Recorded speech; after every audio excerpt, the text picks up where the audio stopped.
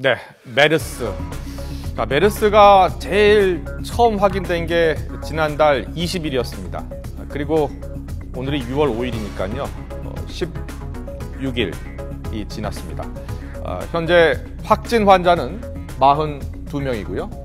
사망자가 4명, 그리고 3차 감염자가 11명에서 12명, 지금 12명으로 확인이 되고 있습니다. 그런데요, 논란이 됐었던 메르스 확진 의사. 어제 제가 35번째 확진 환자로 소개를 해드린 바 있습니다. 그런데 어젯밤 서울시가 이 의사가 메르스 의심 증상이 나타난 상태에서 시민 1,500여 명 이상과 직접, 간접적으로 접촉했다고 주장하면서 파문이 확산되고 있습니다. 자, 먼저 어제 서울시장 발표 내용, 그리고 오늘 아침 문영표 보건복지부 장관의 반박 내용 등을 들어보시죠. 매우 절박한 심정으로 이 자리에 섰습니다. 보건복지부에서는 1,565명의 재건축 조합 행사 참석자들에게 수동 감시를 하겠다는 의견을 저희들이 보내왔습니다.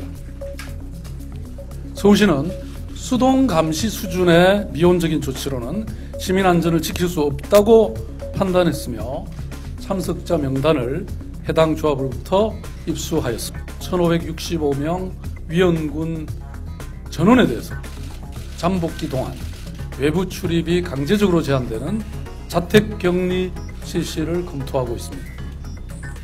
서울시 자체적으로 더 강력한 대책을 세워나갈 것입니다.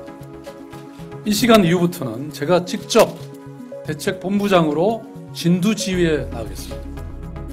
첫 번째 환자 발견과 이에 따른 추적 격리가 늦어졌던 문제로 인해서 병원 내 감염을 보다 조기에 차단하지 못하고 환자 발생이 빠르게 늘어난 현재 상황에 대해 대단히 송구스럽게 생각합니다. 국민 여러분, 특히 평택 시민을 비롯한 경기도민 여러분, 지난 5월 15일부터 25일 사이에 무슨 이유로든 평택 성모병원을 방문하신 분들은 경기도 콜센터 또는 보건복지부 콜센터로 연락을 주시기 바랍니다. 복지부가 6월 4일 이전에 서울시와 35번 환자에 대한 정보 공유를 하지 않았다는 주장은 사실이 아닙니다. 우선 복지부는 5월 31일 해당 환자에 대한 역학조사를 신속히 실시하고 그 결과를 질병관리본부, 서울시 역학조사관 등과 단체 정보공유 SNS를 통해서 실시간으로 공유하였습니다. 서울시도 이를 통해 관할 지역의 환자 발생 정보를 파악할 수 있었을 뿐 아니라 관할 보건소에서도 해당 환자의 신고를 받고 검체를 채취하였기 때문에 관련 사실을 알고 있었을 것이라 생각합니다. 제가 메르스 환자와 접촉했다는 얘기를 들은 적도 없고 저도 인지하지는 못했습니다. 제가 만약 메르스가 있다고 생각하고 격리 조치에 취했다면 어떻게 1,500명씩 있는데 가서 거기서 사람이 있는데 갈 수가 있어요? 서울시는 복지부가 이 35번 환자, 그러니까 이 의사의 동선과 접촉 시민 등에 대한 정보를 제대로 공유하지 않았고 이 환자가 참석한 주택조합 이 총회 참석자 1,565명에게 연락해서 자발적 자택 격리 조치를 취하겠다고 밝혔습니다.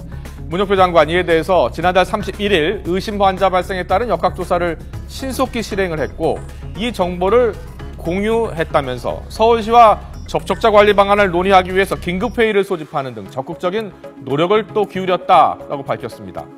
이에 대해 또 서울시가 역학조사 결과를 어제 통보받았다면서 재반박했습니다.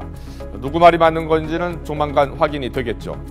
자, 그럼 여기서 최근 35번 이 확진 환자 의사의 이동 경로는 어떻게 되고 그 증상이 어떠했는지 살펴보도록 하겠습니다. 네, 그래픽으로 설명드리겠습니다. 이 의사는요, 5월 27일 처음으로 환자와 접촉을 합니다. 당시 이 환자가 메르스에 걸렸는지는 몰랐습니다. 그리고 그 다음 날 이제 기침 증상, 약간의 몸살 증상이 나타나는데 본인이 알레르기성 비염이 있어서 비염 증세로 알았다는 게 이 의사의 설명이고요. 그리고 문제의 30일, 이 30일에 이 의사는 병원에서 열린 심포지엄에 참석을 했고 또 그날 저녁에 재건축 조합 총회에 참석을 했다고 본인도 밝혔습니다. 그리고 그 다음 날 볼까요? 5월 31일 이때 본격적으로 본인은 증상이 나타났다는 주장을 펴니다. 오전, 오후 기침과 가래, 오한 이런 증세를 느꼈고요. 그래서 6월 1일 최종 확진을 받고요. 1차 확진 받고 2일날 최종 확진 판정을 받습니다. 그리고 국가지정병원으로 이동을 했다는 게 이 의사의 주장인데요. 자, 좀 더 자세히 보겠습니다. 문제는 이 30일과 31일인데요. 먼저 30일부터 보시죠. 자, 30일 날 아침 오전 9시부터 12시에 심포지엄에 참석을 했고 오후 6시부터 7시 사이에는 가든파이브라는 곳에서 음식을 먹었고요. 그리고 저녁 7시부터 7시 반까지 바로 이 재건축조합 총회 여기에 참석을 했습니다. 이때까지 본인은 자, 환자와 접촉한 뒤 나흘째였고 메르스 의심 환자가 본인은 아니었다. 그래서 오전에 이제 이 병원에서 열린 심포지엄에 참석을 했고 저녁을 먹었고 재건축조합 총회에 참석을 했다라는 주장을 펴니다. 서울시는 바로 이때 이 의사가 조합원 등의 연쇄 감염을 일으켰을 가능성이 있다고 보고 대책 마련에 나선 것이다라고 밝히고 있습니다. 자, 그리고 그 다음 날 보겠습니다. 31일. 그런데요, 31일 이 의사는 조금씩 몸에 이상을 느낍니다. 오늘 YTN과의 인터뷰에서 이렇게 얘기했습니다. 31일 아침 회진을 한 뒤에 오전 11시에 퇴근을 했고 이후 자신이 메르스 환자와 접촉했을 가능성을 처음 알았다고 밝혔습니다. 그리고 이 의사는 집에 있는데 평소와 다른 몸의 이상 증세, 기침과 가래, 오한 등을 느꼈고 병원에 이를 보고를 했고 오후에 강남보건소에 연락을 했고 또 양성 반응을 고지받았다고 밝혔습니다. 그리고 자체 이 병원 격리병실에 본인이 입원을 했다는 겁니다. 자, 이 이후 이 의사는 앞서 전해드린 대로 6월 2일 국가지정 격리병원에 입원을 했습니다. 네, 그런데 보건복지부는 이 의사의 메르스 확진 발표를 2일이 아닌 4일에 발표를 했습니다. 왜 이렇게 늦게 발표를 했을까요? 정부가 자꾸 국민들을 못 믿게 만드는 대목입니다. 문 장관은 오늘 뒤늦게 메르스 환자가 집중적으로 발생한 평택 성모병원의 이름을 공개했습니다.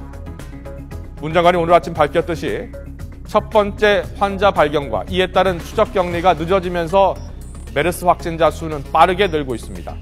전국은 지금 메르스 공포에 휩싸여 있고 시장과 식당에는 손님의 발길이 뚝 끊기면서 경제는 마비 상황입니다. 정부의 안이한 대응, 그 피해는 고스란히 국민 몫으로 돌아가고 있습니다.